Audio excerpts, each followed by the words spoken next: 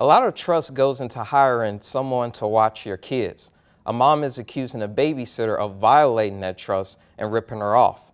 St. Charles County Police say the babysitter was hired through an online service and think there could be more victims across 2 counties. Casey Nolan reports. Police want anyone who's come in contact with Templeton to call them. As for the site that connected her to the mother, care.com, the company says is rolling out a new screening process. Not all of its caregivers have had background checks.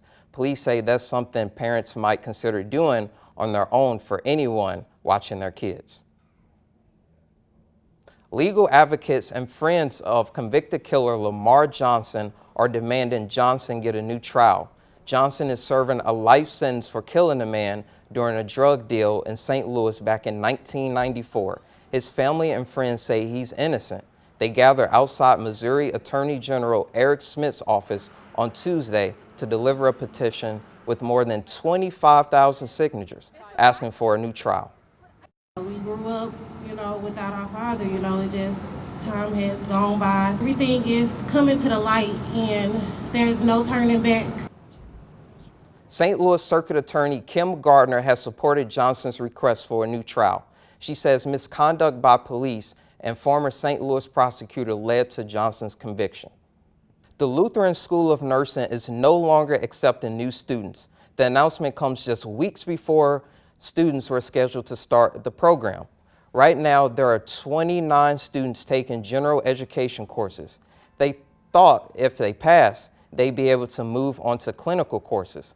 Last month, the Missouri State Board of Nursing questioned the school's pass rates, program resources, and budgeting. The school's solution to these issues is to stop accepting new students.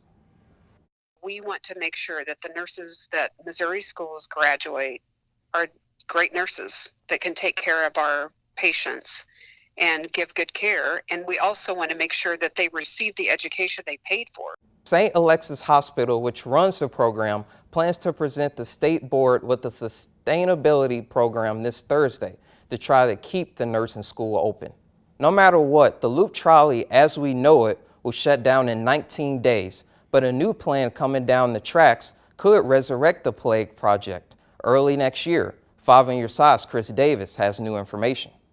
Coming up on Today in St. Louis, a little boy born with a rare heart condition is proving that you don't need to have all of your heart to give back to those in need.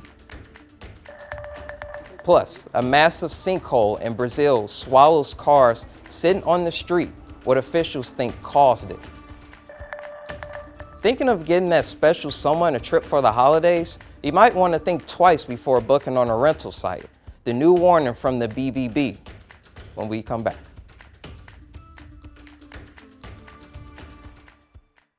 A little boy in Texas is proving that you don't need to have all of your heart to help those in need.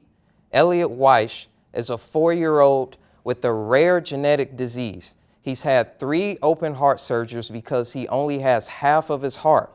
When someone on Facebook asked what he wanted for Christmas, his family set up a toy drive, and instead of keeping the gifts, Elliot gave them all away.